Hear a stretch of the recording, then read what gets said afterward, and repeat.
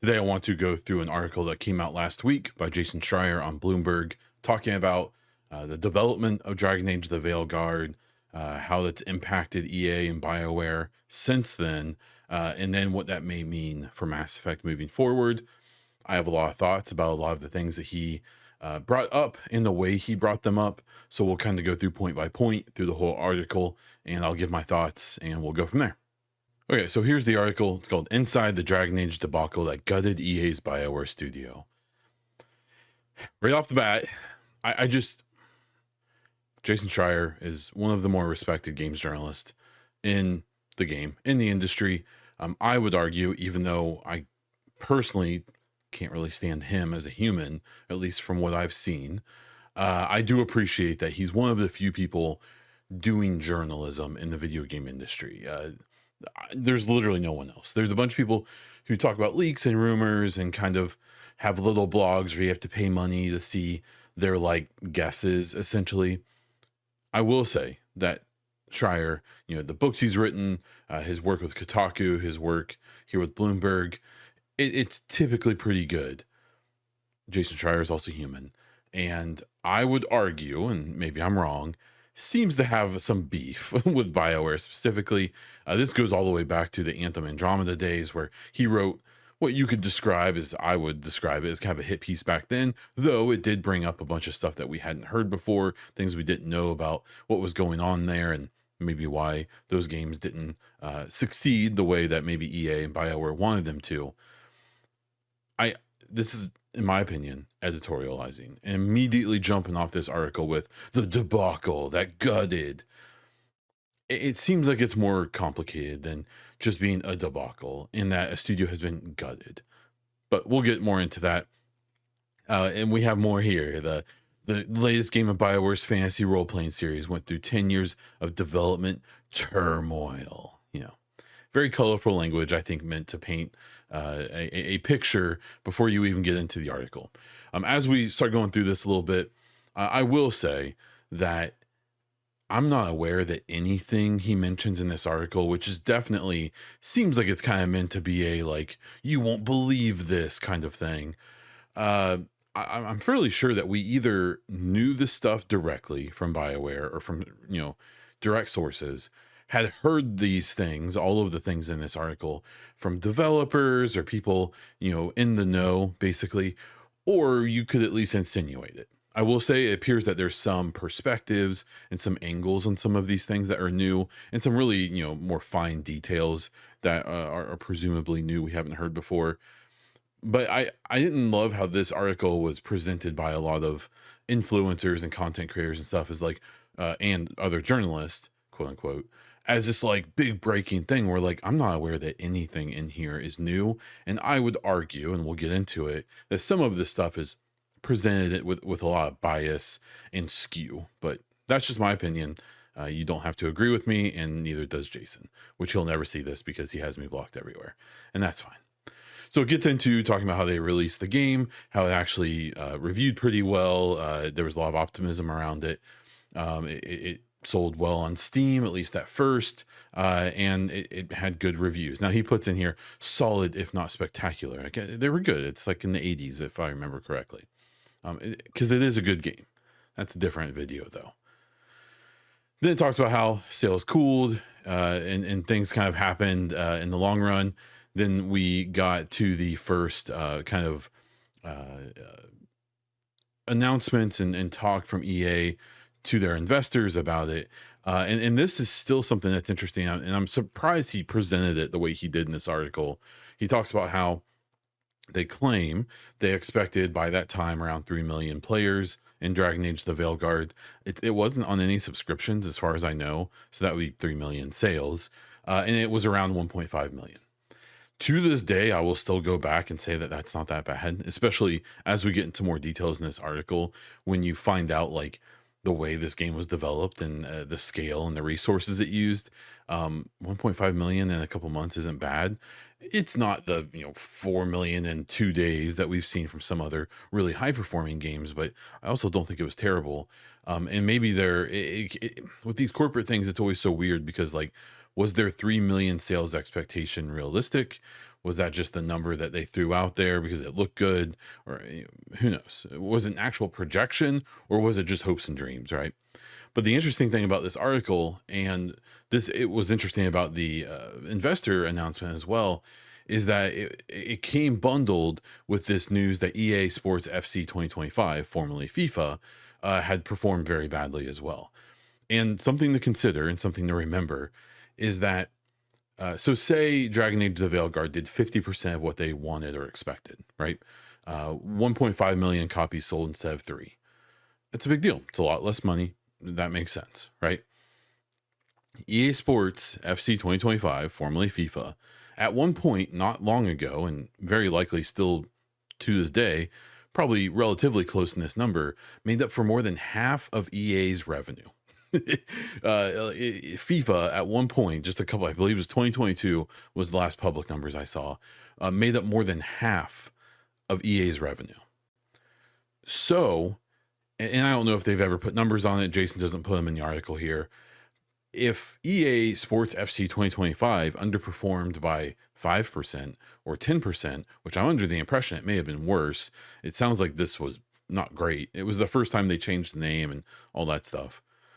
That amount of money that they lost out on due to FC 2025 not doing well was like unbelievably more than what they lost out on the Veilguard not doing great.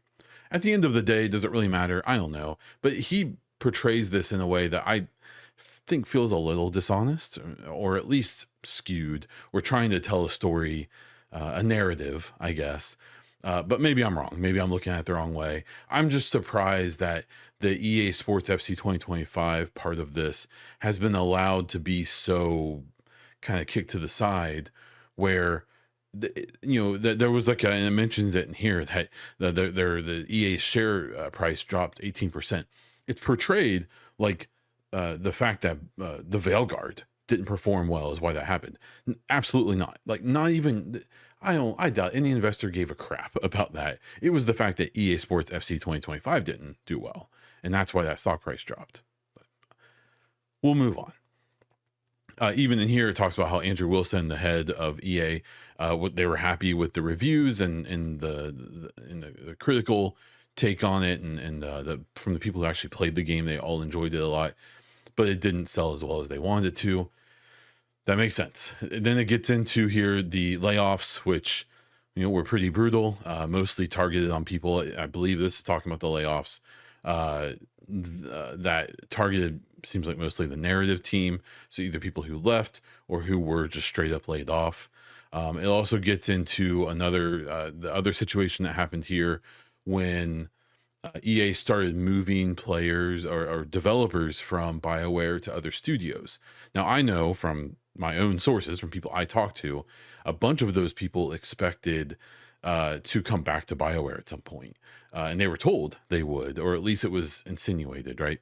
And then we got a blog, I believe it was in like February or March of this year, 2025, that was like, oh, well, we're moving on to Mass Effect, and all those people we moved are going to stay where they were, which upset a lot of those people. I can tell you firsthand that upset some of them. There was an animation person who came from multiple other very prestigious jobs, came to BioWare to work on Mass Effect, as far as I know. And when they were moved to another studio, now they're not at EA at all anymore. They're with a new studio, so or a new publisher or whatever. So that had a big thing. What this gets into here is it talks a lot about why the sales weren't that great. A big part of this here is that it had poor word of mouth, the marketing misfires. One of those was Game Informer shutting down in the middle of what appeared to be their main marketing push, which definitely wasn't good.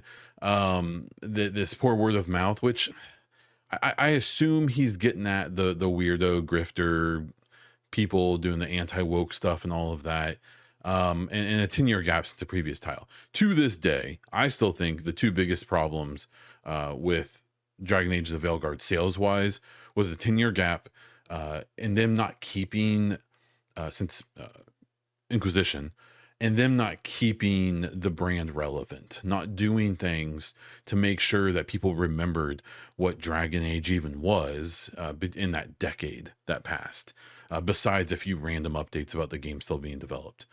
This gets into this article here, talks a lot about how they got into the situation of almost a 10-year cycle of them trying to make this game happen at some point, and how it started off as one kind of game and then switched to another and another, and then eventually what came out, but it only found that final form of this single player kind of typical Dragon Age game in the couple years before it came out.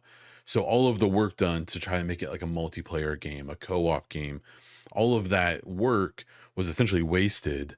And then when they made this final decision of, okay, fine, it's just gonna be a single player game, no multiplayer, no co-op, nothing. It's just gonna be a single player game. Make it. It sounds like, if you read through this, the idea was like, well, okay, well, we need to reboot this from scratch then. Like, if that's what you want, that's not what we've made. So we need to reboot it from scratch. And they were basically told no. And so they had to mold what they had into a single player game. And that eventually got us the game that we got. This goes into some of the history of EA and BioWare and stuff like that. I'm not going to worry too much about that for now. But it sounds like all those switches were definitely one of the big issues with why maybe some of the things people didn't like were there. This one's interesting. It talks about Dragon Age Inquisition. It talks about all of its success and stuff. This gets into a conversation that David, I think Gator, who used to be the lead writer for Dragon Age and has been gone for like a decade, anyways, has complained or kind of whined or whatever, however you want to see it. Maybe I'm biased there. About how Dragon Age has sold more copies than Mass Effect, but the Mass Effect always seemed to get the the special treatment from EA and BioWare and stuff. One of the big reasons Dragon Age has sold more, quote unquote, than Mass Effect is basically just Dragon Age Inquisition. It sold 12 million plus copies. Somehow, I think Dragon Age Inquisition, I don't love it. I'm surprised it sold that well. It's insane to me that it did. I'm assuming it hit at the right time. Competition, either, games like Witcher 3 and stuff helped boost the sales because people were hyped up about that type of game, or something. I'm not really sure. In the Game of the Year award, whenever that's brought up, and I see fans doing it too, it was the first Game Awards. It's pretty disputed whether or not it should have actually won that award, but it did. Can't take that away from it. But I don't know if you redid that year, I would be pretty amazed if Inquisition won Game of the Year again. But you can't litigate the past like that, I guess. So it gets into how the thought was, well, it sold so well back then, there must be this huge fan base, and there is to a point. But then it gets into kind of what happened since then. And in 2017 they released Andromeda, and then Anthem came out not too long after that. That there were all these issues with Casey Hudson coming and going, and that lack of leadership and all the issues there. And then it gets into a more recent thing. It is kind of interesting here where Mark Dara had said, I remember reading this, I wish that the pivot had never occurred. I believe he's talking about the change in the way the game would play. Dara would later recount on YouTube. You can go check out Mark Dara's YouTube channel. EA said, make this a live service. We said, we don't know how to do that. We should basically start the project over. This is what I was talking about before, where basically they were like, hey, if you want us to make this type of game that eventually came out, we need to start from scratch. And essentially the answer was no. They weren't allowed to do that. So they had to kind of try to retrofit that game into what we would be getting eventually. So they were finishing up, they finished Anthem, that came out, was what it was. It was a huge failure despite having a bunch of really cool tech and stuff in it. And then it moves into more recent time. So it talks about 2020 here, the pandemic started, which I also think kind of gets forgotten in the development story of the Veilguard, that, when they were essentially entering one part of development of what would become this game eventually, they had to change how they do everything. And that definitely doesn't help. Casey Hudson left again. That's when Dara kind of left, even though he kind of talks like he never truly left. And then they get into this discussion about, how they want it to be, a typical game and not try to go into this multiplayer thing. Then it gets into some of the more recent times. So in 2022, it talks about this. and how they started releasing an alpha build around. I don't think just within BioWare, but in EA to various people around the company, and how the feedback wasn't very good. There was a lot of pushback on the tone of the game, the writing, the characters, how there weren't a lot of choices to make, why you were doing the things you were doing. And it seemed like just in general, it just kind of wasn't hitting with people. And then this is when an interesting thing happened in 2023, which I want to talk a bit about. They essentially brought in the few dozen people who were doing pre-production on Mass Effect. So Mike Gamble and a bunch of people under him, their director team, which has been pretty well established for quite a while at this point, to come in and quote unquote help get the Veilguard shipped. And as you read through this, what it kind of seems like, and maybe this was based on the sources that Schreier talked to or not, was that instead of them coming in and helping, it's presented as the Mass Effect team came in and took over.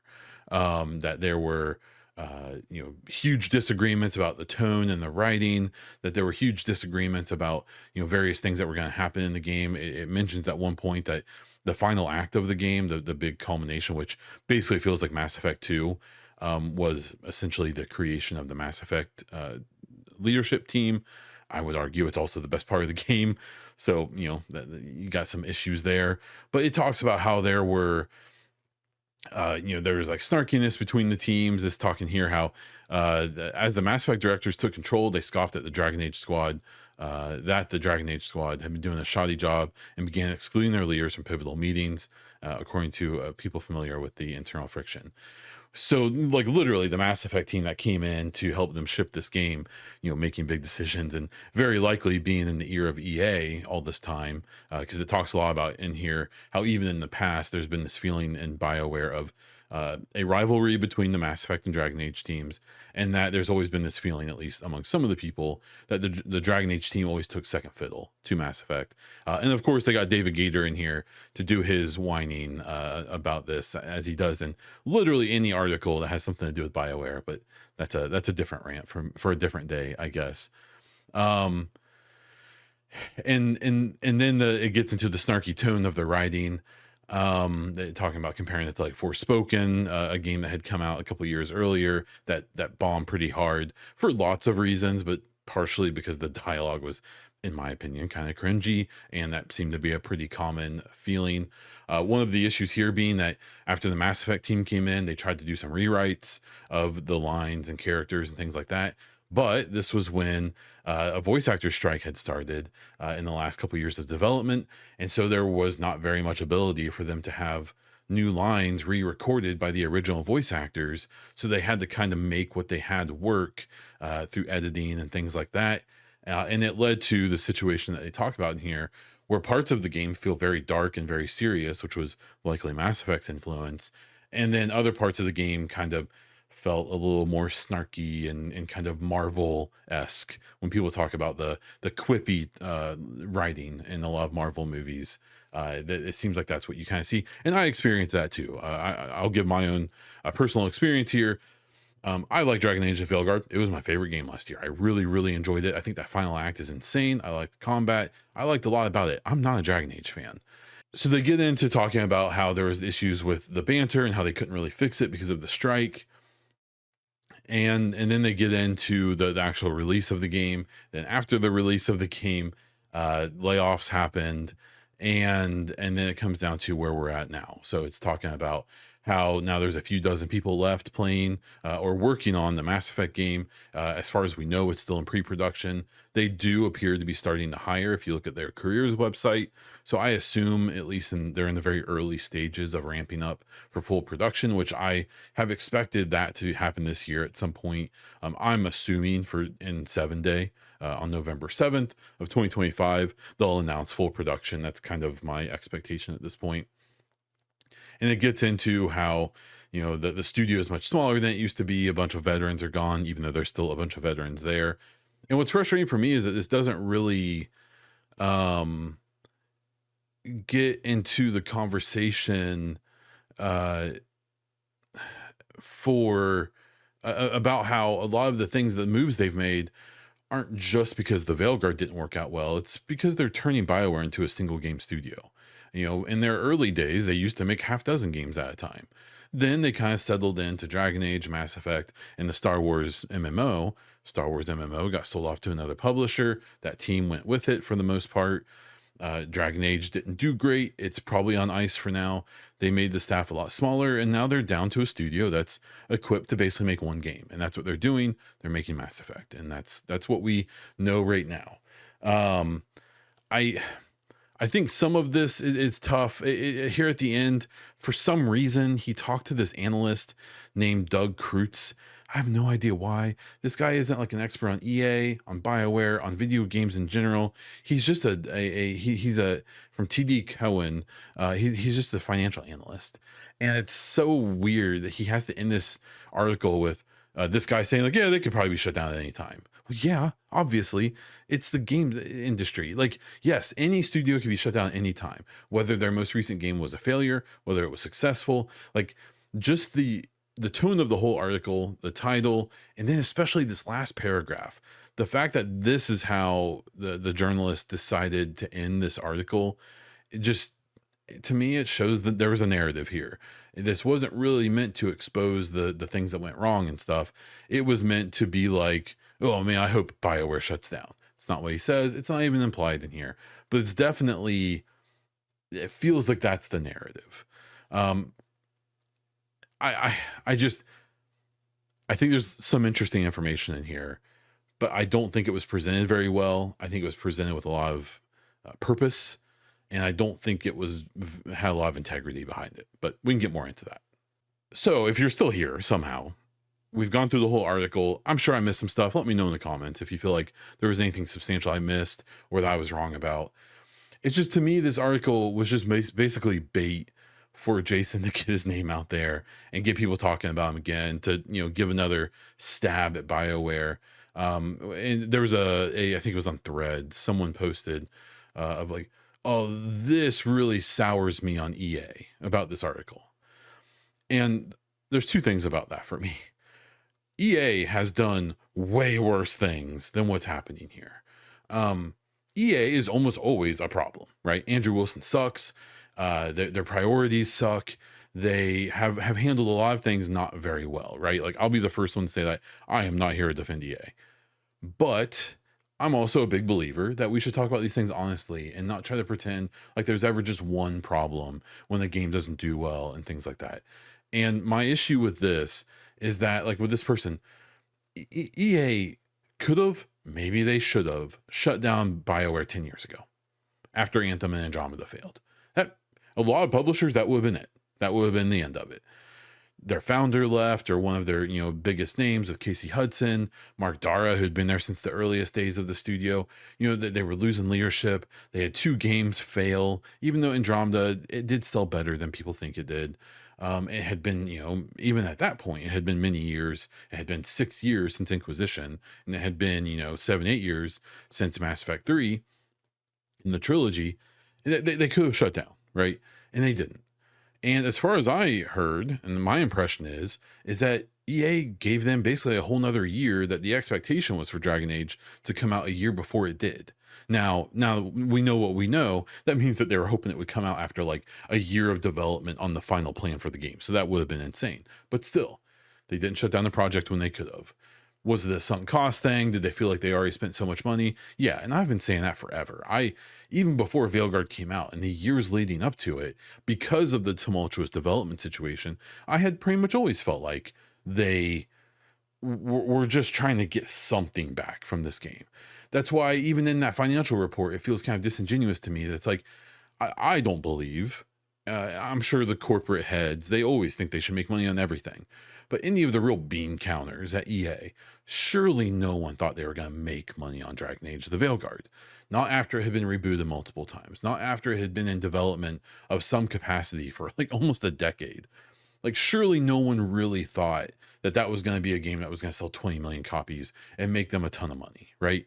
Like, there's no way that was the intent.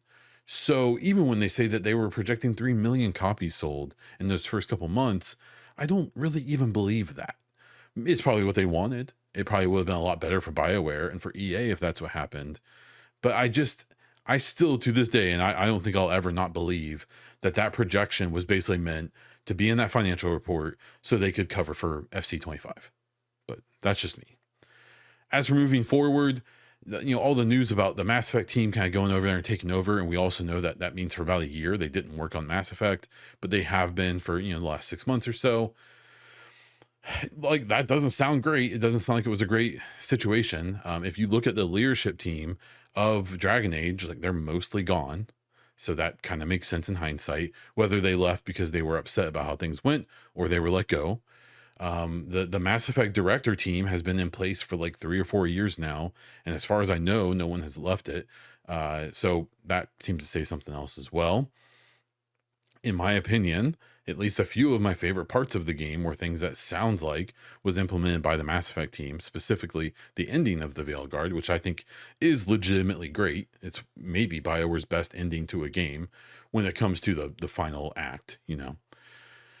I just, people really were sad, and it's understandable, and they should be, about a lot of the people who were let go by BioWare, especially on the narrative team. Some really legendary names, people who I'm sure are already gainfully employed, assuming they want to be, in the industry. But when you look at the issues of the Veilguard, or at least some of them, there's lots of blame to go around, but it kind of seems like maybe there were people doing things not very well. And when a game, what happens with Dragon Age, the Veilguard, when that happens, whether someone was there for a year, for 25 years, it may mean that they are going to go a different direction, especially when a lot of the people from that team and that game in general may be done. It's not that surprising to see those people go. And then on the other side of it, you have to remember too that Mass Effect, that team brought in Mary DeMarley from Eidos, Montreal, I believe, who worked on the Guardians of the Galaxy game and the Deus Ex games, who is this legendary writer in her own, and she's probably making her own team for Mass Effect. Some of those kind of legendary people from the previous BioWare franchise, the franchise games, maybe they weren't needed. Maybe Mary's making her own team. I have no idea. I feel bad for anyone who lost their job. I think it's perfectly fair to dislike Andrew Wilson and EA Corporate and even leadership at BioWare. It's probably fair. Maybe they didn't defend their games and their employees enough and things like that. But I also think it's, for me at least, I don't immediately dismiss the next Mass Effect game because of all this stuff. If anything, I'm a little more encouraged by it because, again, if EA didn't have some belief that BioWare can be a viable studio, they wouldn't make all these moves. They wouldn't make the studio shrink it down to a one-game studio. They wouldn't even have let Veilguard get released. They wouldn't have, done all the stuff that they did. They would have just shut the studio down. They've done it before. They'll do it again. And I hope it's not BioWare, but it easily could have been. So then you have to ask, why wasn't it? And I don't really have those answers. I'm sure it has a lot to do with the IP and the history of the studio, but they've shut down other studios that weren't all that different. So we're 30 minutes in. I again appreciate if you made it to the end. I don't even know if I have a real point here. I just wanted to go through that, kind of give my thoughts on it. And I'm sure we'll be talking about this more in the future. I do want to record another Mass Effect Hypecast soon, my Mass Effect podcast. So check that out. I am interacting with someone pretty high up in the production of the Mass Effect TV show, who sounds like they will appear on the podcast when it gets closer to being realistic. They can't quite do it yet. So keep an eye out for that. Keep an eye out for any other coverage I have. I suspect we'll be starting to get in some Mass Effect info here over the next 6 months, especially during N7 Day. And I'll be here to cover it all. So if you want that, subscribe to the channel, leave a comment, whether it's to agree with me or disagree or ask questions. It also helps people find the video. Hit the like button. That also helps it get shared to more people. If you really want to support the things I do, check out the YouTube membership and become a member there. You get videos like this one a little bit early, as well as some other perks, and you help me justify the time I take for these kind of videos. If you want to check out everything else I do, look at the links in the video description for my other content, as well as other ways to support. That is all I have for this one. So until next time.